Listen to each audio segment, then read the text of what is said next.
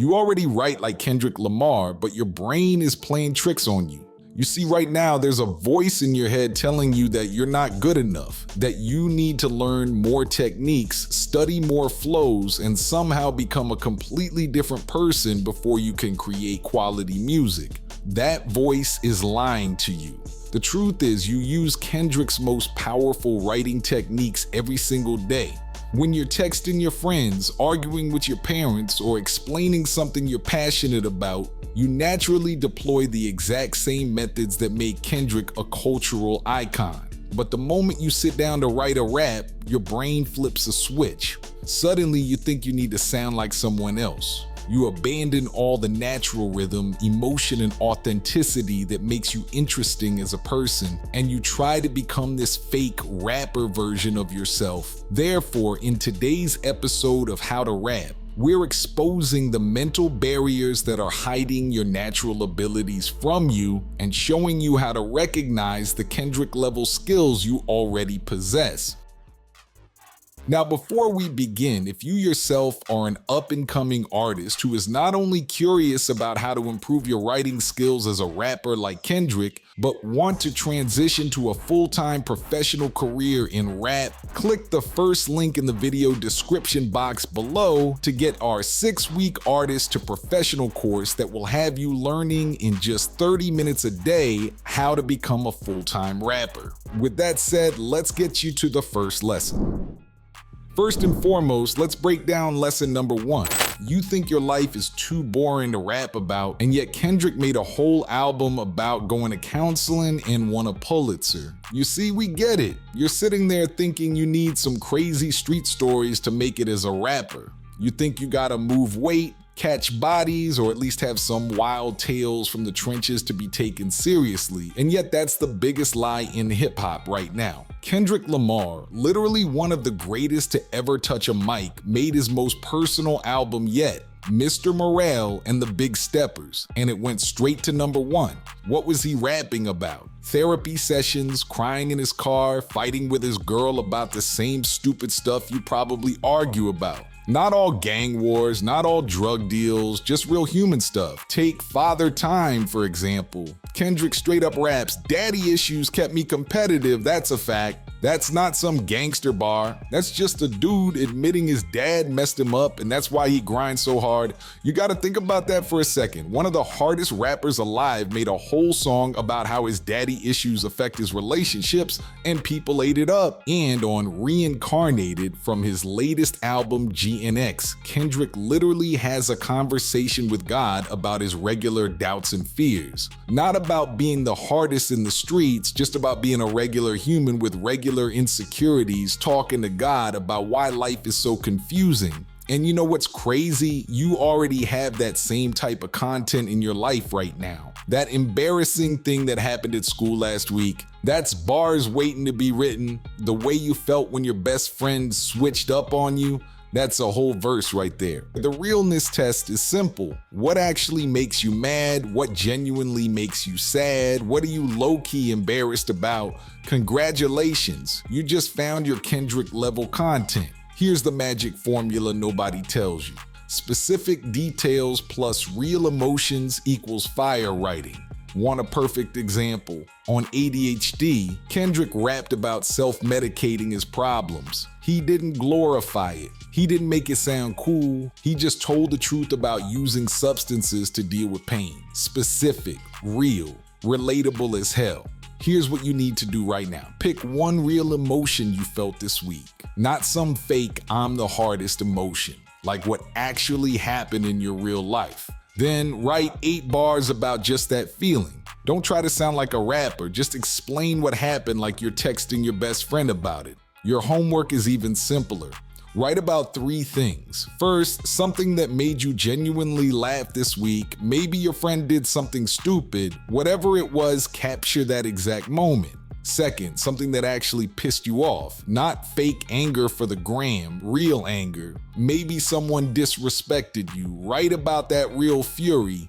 Third, something you're low-key scared about. Maybe it's your future, maybe it's a relationship, maybe it's just not knowing what comes next. That's 3 potential songs right there, 3 pieces of content that nobody else can write because nobody else lived your exact experience. The final truth nobody wants to admit: Kendrick's not special because he has crazy stories that nobody else has. He's special because he tells normal stories in a way that makes everyone feel them. He takes regular life and makes it feel important. You already live those stories every single day. Your regular Tuesday has more potential bars than you realize. Your boring life is actually a goldmine of content. You just been programmed to think it ain't worth nothing. But if therapy sessions and daddy issues can win Pulitzers, what's your excuse?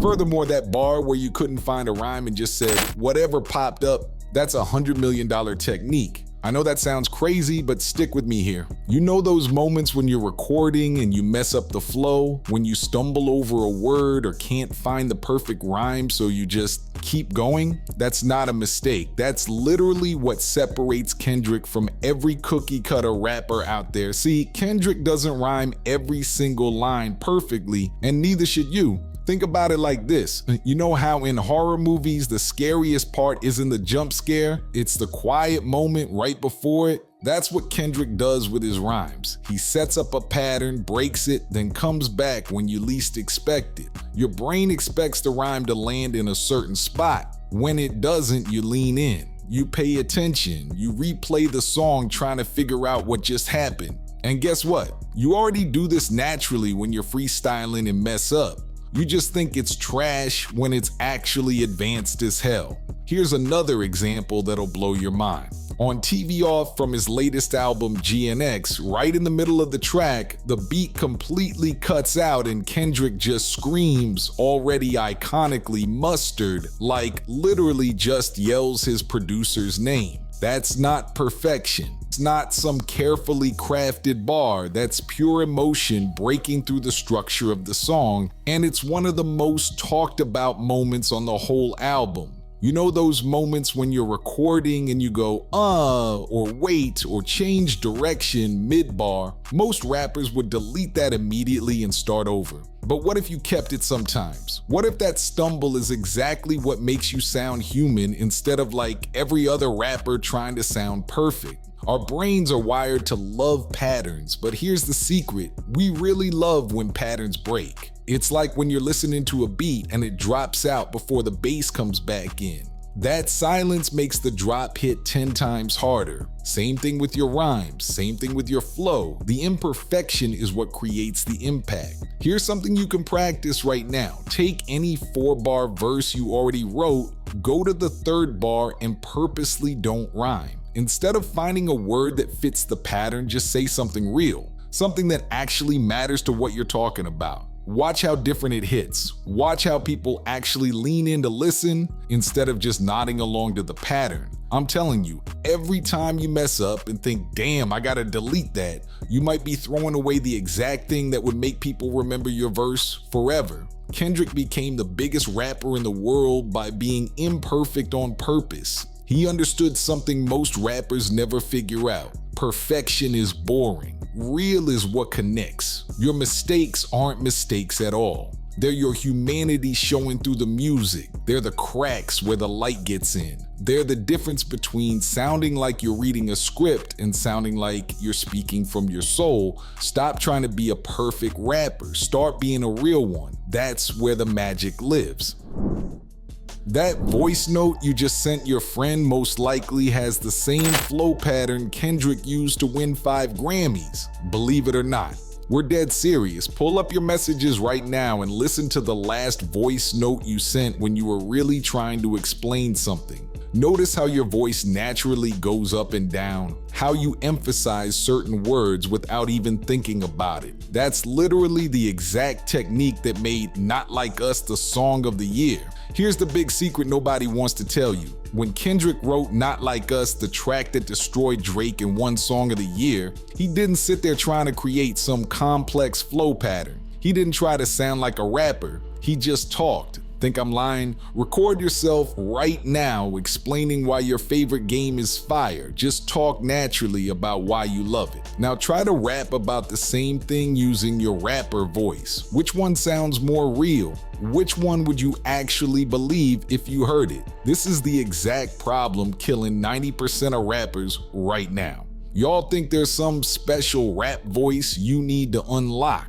Like you gotta sound different from your regular self to be taken seriously. See, your brain already knows how to flow perfectly. Every time you get heated in a conversation, every time you're trying to convince your parents of something, every time you're telling a crazy story to your friends, you're already using advanced rap techniques. When Kendrick talked about Not Like Us, he said it represents the type of man I am, not the rapper, the person. The human being who talks and feels and exists outside of the booth. Look at your last angry text. I'm serious, pull it up right now. See how you naturally emphasize certain words. Maybe you wrote something like, bro, you cannot be serious right now, or I'm done with this situation. That natural emphasis on cannot or done, that's exactly how Kendrick writes his flows. He doesn't sit there calculating where to put emphasis. He just writes how he would actually say it if he was mad. Here's what's really messing you up. You already have perfect flow when you're not trying, when you're just talking to your boys, when you're arguing with your siblings, when you're excited about something. Your natural speech patterns are more interesting than any flow you could force. Try this right now. Write 16 bars about the worst boss or teacher you ever had, but write it like you're texting your best friend about them. Don't think about rhyme schemes. Don't worry about sounding hard. Just vent like you would in the group chat. I guarantee those bars will hit harder than anything you've written while trying to sound like a rapper. The truth that nobody wants to admit, you already have Kendrick's #1 skill, talking like a real person. You use it every single day. In every conversation, in every argument, in every story you tell, you just need to stop trying so hard. Think about it. Kendrick won the biggest rap battle of the decade by being conversational. Every time you put on that fake rapper voice, you're literally throwing away your biggest advantage.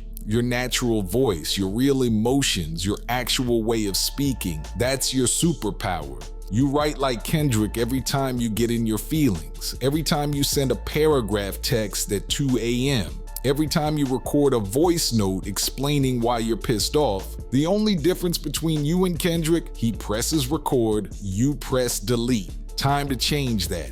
With that said, hopefully you found some value in this one. And if you're ready to get to work with us right now, click that link in the video description box below. Thanks for joining us for another episode of How to Rap in Peace.